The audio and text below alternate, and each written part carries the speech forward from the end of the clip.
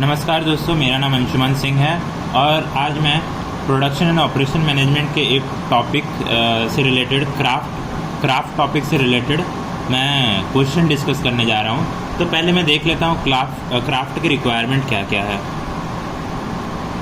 तो दोस्तों, क्राफ्ट का फुल फॉर्म है computerize relative allocation of facility CRAFT. तो CRAFT algorithm is originally developed by Armour and Buffa. तो दोस्तों, आपके मन में आ रहा होगा कि क्राफ्ट टेक्निक हम यूज़ क्यों करते हैं। क्राफ्ट टेक्निक हम इसलिए यूज़ करते हैं क्योंकि ट्रांसपोर्टेशन कॉस्ट को हमको मिनिमाइज़ करना पड़ता है। ठीक है, कैसे मिनिमाइज़ करेंगे ये हम क्वेश्चन में देखें। तो देखिए, क्राफ्ट का मतलब आपको ट्रांसपोर्टेशन मिनिमाइज़ करना है। तो क्राफ्ट में रिक्वायरमेंट क्या क्या है? इनिशियल लेआउट चाहिए, फ्लो डेटा चाहिए, कॉस्ट पर यूनिट डिस्टेंस चाहिए, टोटल नंबर ऑफ डिपार्टमेंट चाहिए, फिक्स डिपार्टमेंट चाहिए, number of such department, location और एरिया ऑफ डिपार्टमेंट। ठीक है, और क्राफ्ट का procedure, number of department, number of interchangeable department.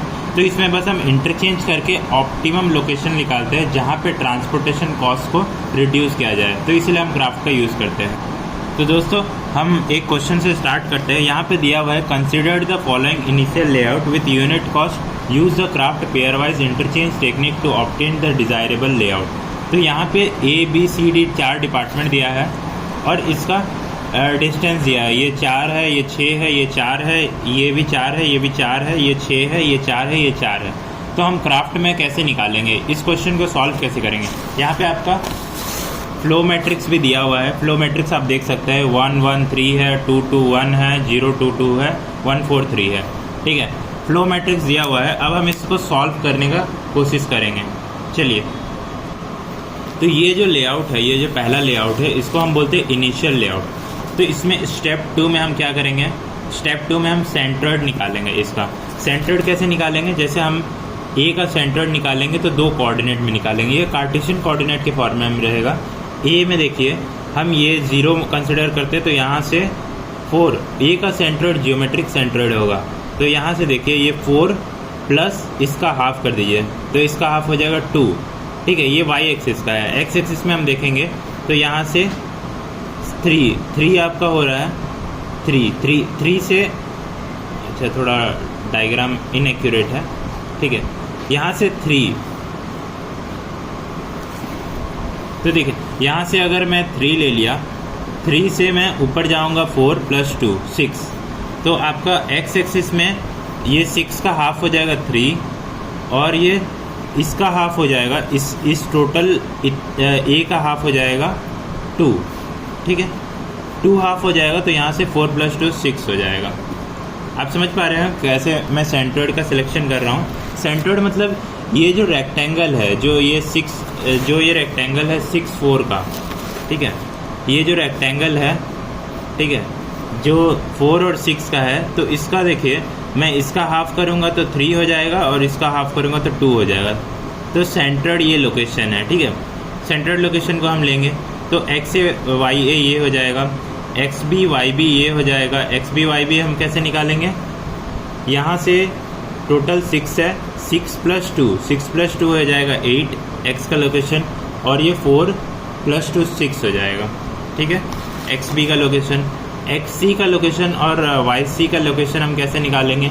XC का लोकेशन 2 और 2 हो जाएगा, और XD YD का लोकेशन हम निकालेंगे तो ये 4 + 3 7 और ऊपर से 2। ठीक है, तो ये चारों का लोकेशन हम निकाल दिया है। ठीक है, ये चारों का लोकेशन निकालने के बाद हमें क्या करना है ये देखेंगे। इसके बाद आप देख सकते हैं, सेंटर्ड निकाल दिया हूँ सारा, ये 2 2 सारा आ गया। फिर कॉस्ट मैट्रिक्स हमको निकालना है। कॉस्ट मैट्रिक्स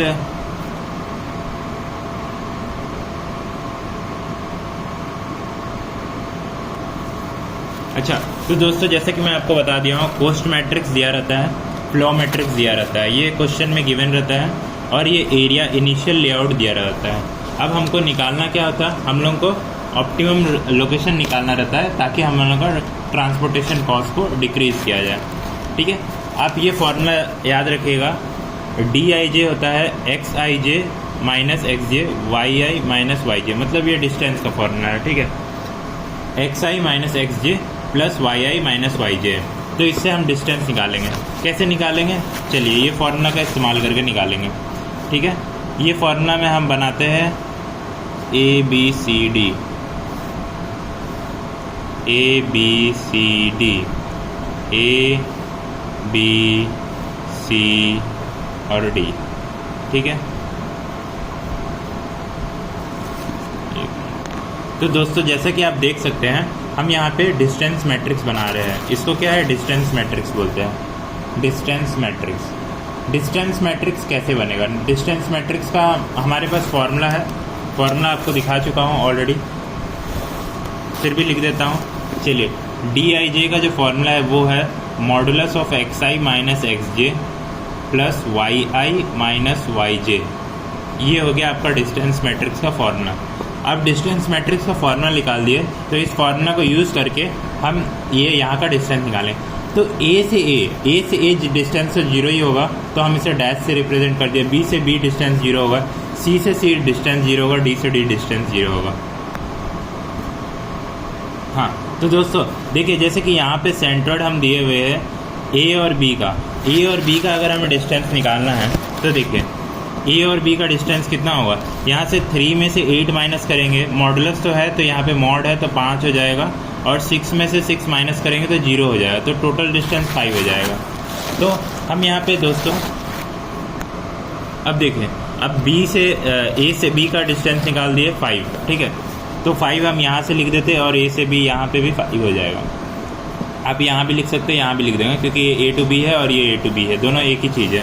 ठीक है, सिमेट्रिक मैट्रिक्स जैसा है ये। ठीक है, अब यहाँ पे देखें, यहाँ पे दूसरा है हमारा A to C कितना डिस्टेंस निकलेगा, 6 minus 1 minute.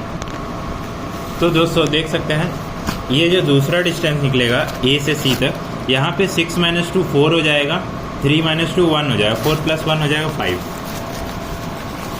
A to C भी 5 डिस्टेंस ही निकलेगा। ठीक है, देख सकते हैं A to C, A से 6 माइनस 2 4 हो जाएगा और ये 1 5 हो जाएगा। ठीक है, अब ये A to D हम डिस्टेंस निकालेंगे, तो 6 माइनस 2 4 और 7 माइनस 3 4, 6 माइनस 2 भी 4, 3 4 4 8 हो जाएगा। ठीक है, तो ये 8, तो ये 5 5 8 हो जाएगा।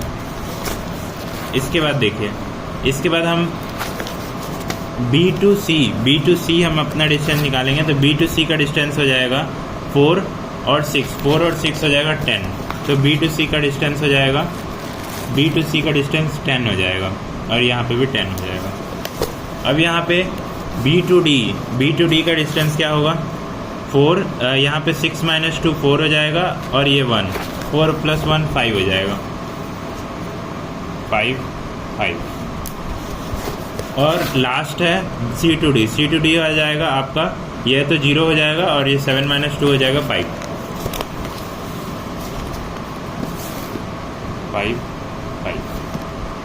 तो ये आपका हो गया distance matrix.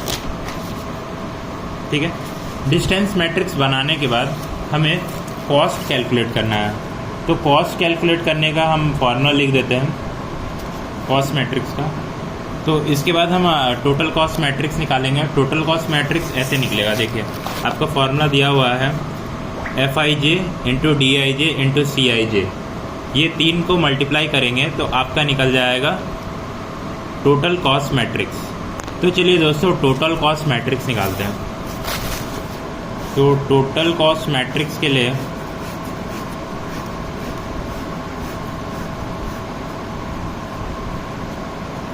ABCD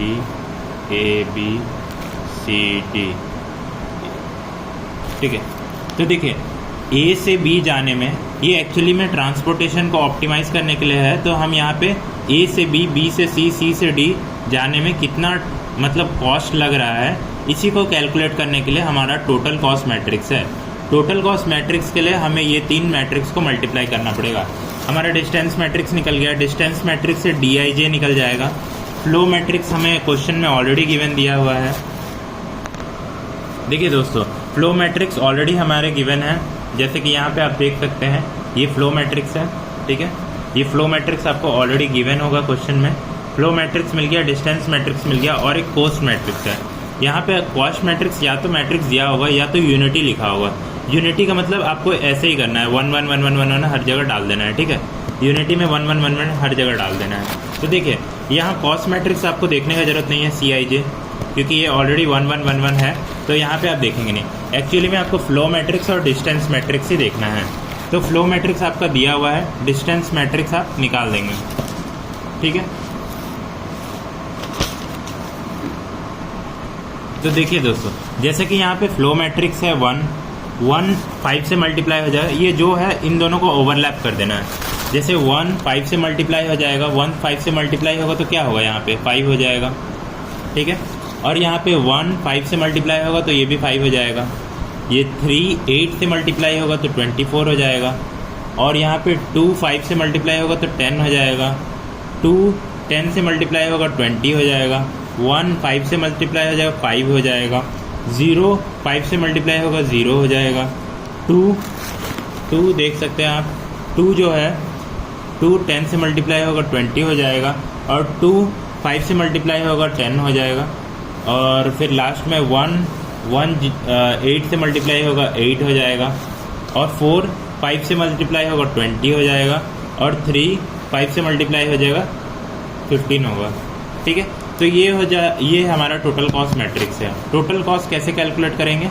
total cost calculate करने के लिए आपको सबको प्लस कर देना है। 5 10 24 34 हो जाएगा। 34 प्लस 35 प्लस 30 प्लस 28 29 30 33 43, ठीक है।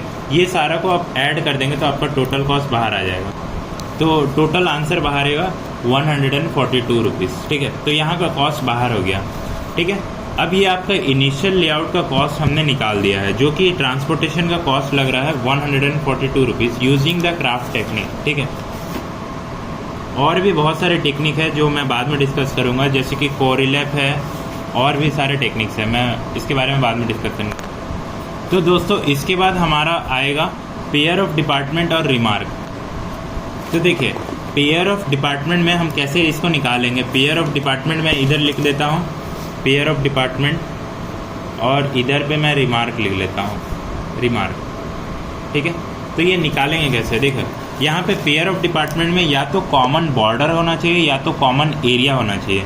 देखिए यहाँ पे 6 × 4 एरिया इसका 24 यूनिट स्क्वायर हो जाएगा, इसका 4 × 4 16 स्क्वायर हो जाएगा, इसका 16 स्क्वायर हो जाएगा, इसका 24 स्क्वायर हो जाएगा। मतलब ये दोनों और ये दोनों क्या कॉमन एरिया से रिलेटेड है। आप देख पा रहे होंगे दोस्तों, जैसे 6 × 4 24 हो जाएगा, 4 × 4 16 हो जाएगा, 4 × 4 16 हो जाएगा, 6 × 4 24 हो जाएगा। तो ये A और D जो है ये कॉमन एरिया हो रहे, B और C भी कॉमन एरिया में आ रहे हैं। तो ये दोनों डिपार्टमेंट हम लिख लेंगे A D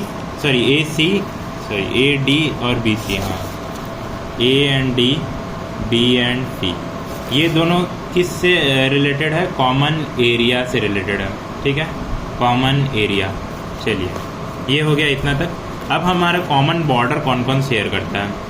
बॉर्डर जानते हैं, जैसे हर कंट्री का एक बॉर्डर होता है, तो बॉर्डर कौन कौन शेयर करता है, मतलब नेबरिंग एलिमेंट कौन कौन सा है। तो देखिए A किसके साथ बॉर्डर शेयर कर रहा है, B और C के साथ, ठीक है। A आप देख सकते हैं A B और C के साथ बॉर्डर शेयर कर रहा है, B जो है वो A और D के साथ बॉर्डर शेयर कर रहा है, C A और D के साथ बॉर्डर शेयर कर रहा है, और D C A और B सब तीनों के साथ बॉर्डर शेयर कर रहा है, ठीक है।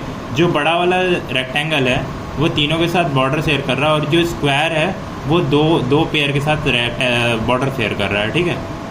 तो सारा बॉर्डर हम लिख देते हैं, जैसे A B A C A D लिख लेते हैं। ये तीनों का डिपार्टमेंट इंटरचेंज हो सकता है, A and B A and C A and D, ये कॉमन बॉर्डर, ठीक है। ये सारा कॉमन बॉर्डर है डिपार्टमेंट। ये सब इंटरचेंज होने के लिए हम यहाँ पे लिख रहे हैं। A और D ऑलरेडी कॉमन एरिया से भी है और कॉमन बॉर्डर से भी है, ठीक है। तो इसको डबल लिख दिया हूँ मैं, ये एक्चुअली में कॉमन एरिया या कॉमन बॉर्डर से भी है, ठीक है। मैं इसको दो तरीका बताऊँगा कैसे लिखना है। A और D हो गया। अब यहाँ पे देखिए B A के साथ है, B A के साथ बॉर्डर बना रहा है, B D के साथ बॉर्डर बना रहा है। तो A और B तो ऑलरेडी हम इंटरचेंजेस लिख चुके हैं, तो बी डी के साथ भी बॉर्डर बना रहा है, बी एंड डी ये कॉमन बॉर्डर है, ठीक है, कॉमन बॉर्डर। अब देखिए सी जो बॉर्डर बना रहा है वो ए और डी के साथ बना रहा है, तो सी और डी एक हो जाएगा। अब ये यहाँ देखिए डी जो है वो बी के साथ बॉर्डर बना रहा है और सी के साथ बॉर्डर बना रहा है और ए के साथ भी बना रहा है, ठीक है। तो हम यहाँ डी को ए के साथ भी लिख दिया, डी को बी के साथ भी लिख लिया, डी को सी के साथ भी लिख लिया। तो इतना इंटरचेंजेस पॉसिबल है और ये तो ओवरलैप है, ये दोनों ओवरलैप सिचुएशन है, ठीक है। कॉमन एरिया भी है, कॉमन बॉर्डर भी है ए और डी में। तो किसी एक को लिख लीजिए, कॉमन बॉर्डर को हम हटा देते हैं, ठीक है, बी और सी, बी और डी, ठीक है। तो ये सारे इंटरचेंजेस पॉसिबल है। कितने इंटरचेंजेस हो गए? 1 2 3 4 5 इंटरचेंज, 6 इंटरचेंज और 7 इंटरचेंज, ठीक है। 7 इंटरचेंजेस पॉसिबल है, 7 इंटरचेंजेस पॉसिबल है। या तो वो कॉमन बॉर्डर के लिए होते हैं या तो वो कॉमन एरिया के लिए होते हैं। अब देखिए मैंने इंटरचेंज कर लिया हो तो इंटरचेंज, अब पहला इंटरचेंज क्या है? ए और बी को इंटरचेंज करना है। तो ए और बी को जब मैंने इंटरचेंज किया तो आप देख सकते हैं कि ये जो इनिशियल लेआउट का जो डिस्टेंस सेंट्रॉइड मैट्रिक्स है इसमें चेंजेस आएगा। इसमें क्या चेंजेस आएगा? आप ए और सी को ए और बी को इंटरचेंज कर देंगे। ए एक्स ए एक्स बी हो जाएगा, 3 6 हो जाएगा, जो कि ये बी ए का है, बी का ए में चले जाएगा और ए का बी में चले जाएगा। ये इंटरचेंज पॉसिबल है, हो जाएगा, ठीक है। जैसे देखिए यहाँ पे आपका ए में है 3 6, बी में है 8 6, तो ए में 8 6 आ जाएगा। देखिए यहाँ पे देखिए 8 6 जो है वो ए में चले गया और बी में 3 6 चले गया। फिर सेम प्रोसीजर से आप डिस्टेंस मैट्रिक्स बना लेंगे और फिर कॉस्ट मैट्रिक्स बना लेंगे। तो डिस्टेंस मैट्रिक्स और कॉस्ट मैट्रिक्स बनाने के बाद, कॉस्ट मैट्रिक्स आप जानते हैं, कॉस्ट मैट्रिक्स को निकालने के लिए आप फ्लो मैट्रिक्स लेंगे और डिस्टेंस मैट्रिक्स को मल्टीप्लाई कर लेंगे। फ्लो मैट्रिक्स ऑलरेडी गिवन है, फ्लो मैट्रिक्स ये क्वेश्चन में गिवन रहता है, इसके साथ मल्टीप्लाई कर लेंगे। जैसे यहाँ पे डिस्टेंस मैट्रिक्स 5 टाइम 5 आया है तो यहाँ पे 1 1 3 है, तो 5 को, तो देखिए 5 को 1 के साथ मल्टीप्लाई करेंगे 5 आ जाएगा, 5 को 1 के साथ मल्टीप्लाई करेंगे 10 आ जाएगा। यहाँ पे 3 है तो 5 को 3 के साथ मल्टीप्लाई करेंगे तो 15 आ जाएगा, ठीक है। ऐसे करके आप इंटरचेंजेस करेंगे। और देखिए यहाँ पे ए और सी को इंटरचेंज कर लेंगे तो फिर सेंट्रॉइड कैसे हो जाएगा? अब देखिए ए और सी को इंटरचेंज करने के लिए आप ये ए का जो सेंट्रॉइड है 3 6 और सी का 2 2 है, ठीक है। आप 2 2 को इधर ले लेंगे और 3 6 को सी में डाल देंगे, तो जाके ये आपका इंटरचेंज पॉसिबल हो जाएगा।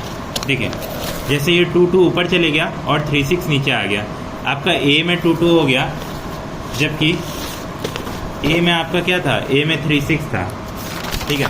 तो ये इंटरचेंजेस हो गया।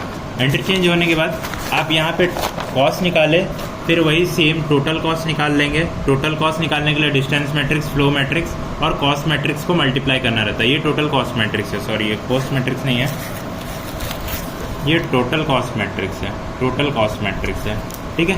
ये टोटल कॉस्ट मैट्रिक्स मैं निकाल दिया हूँ। यहाँ से टोटल कॉस्ट बाहर आ जाएगा। टोटल कॉस्ट बाहर आने के बाद फिर मैं कंपेयर करूँगा। देखिए ये पहला इनिशियल लेआउट का कॉस्ट है 142 रुपीज़ और ये अभी जो मैंने निकाला है इसका कॉस्ट है 130 रुपीज़।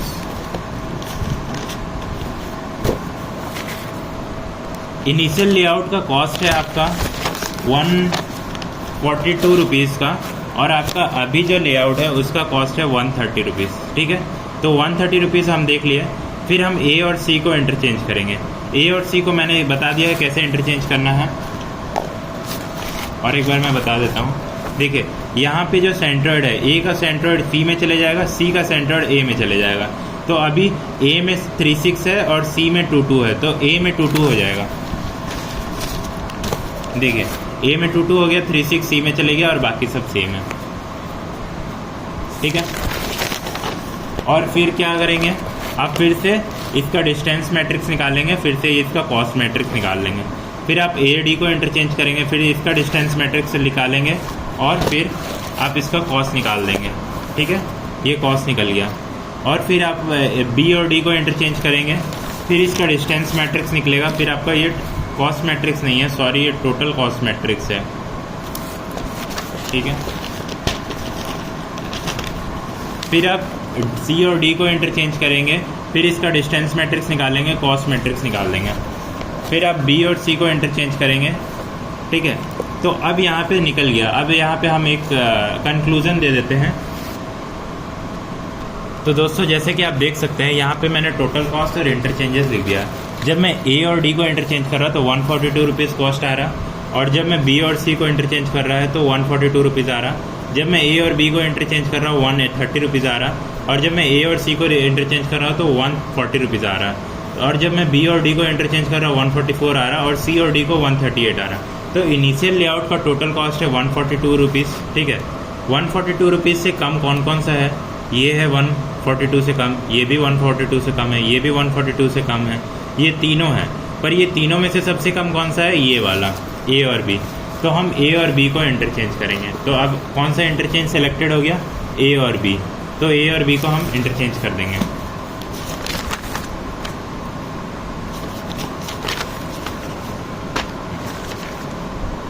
तो दोस्तों जैसे कि देख सकते हैं ये हमारा इनिशियल लेआउट है। इनिशियल लेआउट में हमको किसका चेंज करना है? ए और बी को। तो ए को बी की जगह रख देना है, बी को ए की जगह रख देना है। तो हमारा फाइनल लेआउट कैसे होगा? देखिए,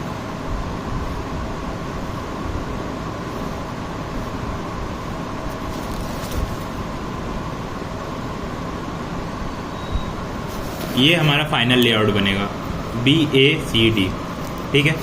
अब यहाँ पे 4 4, ये 4, ये 6 सॉरी ये 4 होगा, और ये भी 4 होगा, और ये 4 और ये 6, ठीक है।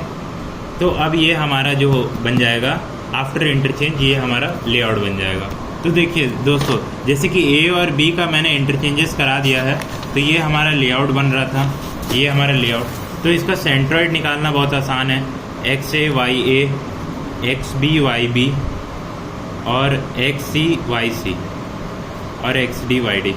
देखिए, अगर इनिशियल कॉस्ट से ये इंटरचेंजेस ज़्यादा रहते तो हम इनिशियल कॉस्ट को ही फाइनल मतलब फाइनल एरिया मान लेते, मतलब फाइनल डायग्राम मान लेते हैं, ठीक है। बट इनिशियल जो है वो कम, उससे कम अगर इंटरचेंजेस पॉसिबल है, ट्रांसपोर्टेशन कॉस्ट अगर रिड्यूस होगा तो हम इंटरचेंजेस करेंगे, ठीक है। तो जैसे कि यहाँ पे हम ए और बी को इंटरचेंज करने के बाद हमारा जो सेंट्रॉइड आएगा एक्स ए एक्स बी, ए 4 + 3 7, और ये 4 + 2 6, ठीक है। और बी हो जाएगा 4 2 + 4 + 2 2 4 2 6, ठीक है।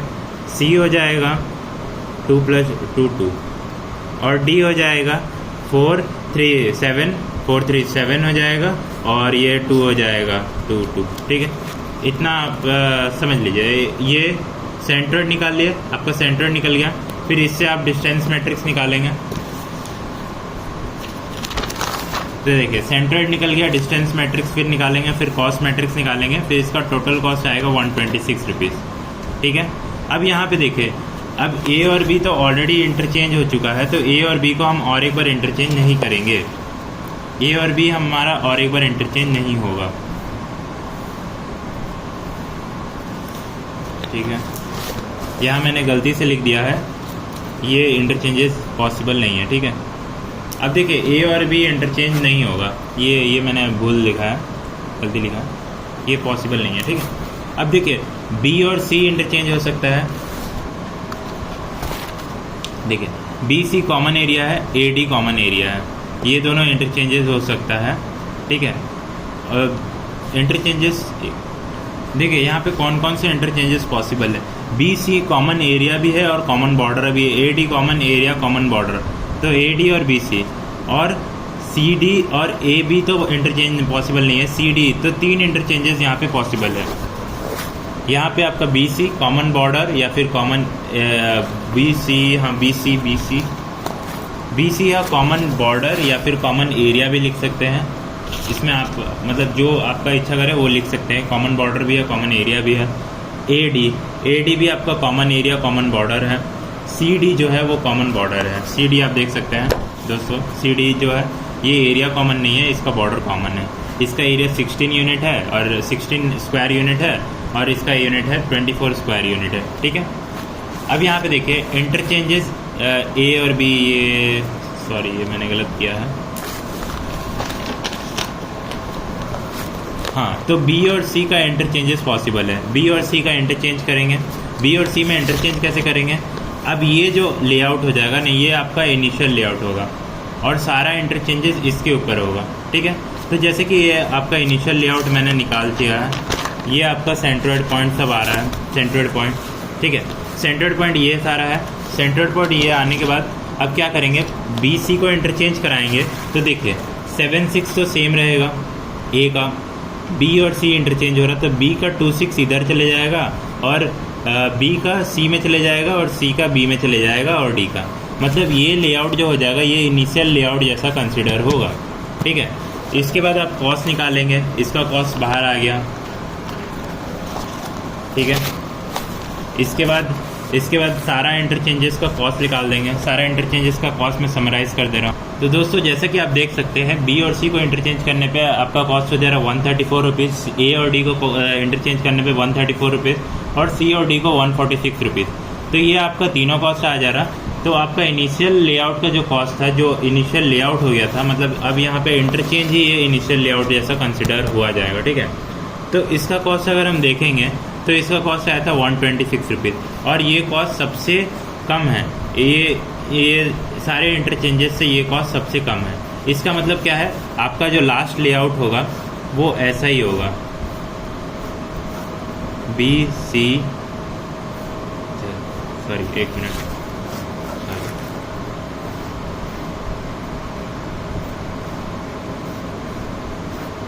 बी सी ए और डी, ये आपका लास्ट लेआउट हो जाएगा, ठीक है। ये एक्चुअल में ये ट्रांसपोर्टेशन को रिड्यूस कर देगा, ठीक है। दोस्तों धन्यवाद, थैंक यू। आप मेरा ऐसे ही वीडियो देखते रहिए, लाइक शेयर और सब्सक्राइब करते रहिए। चलिए।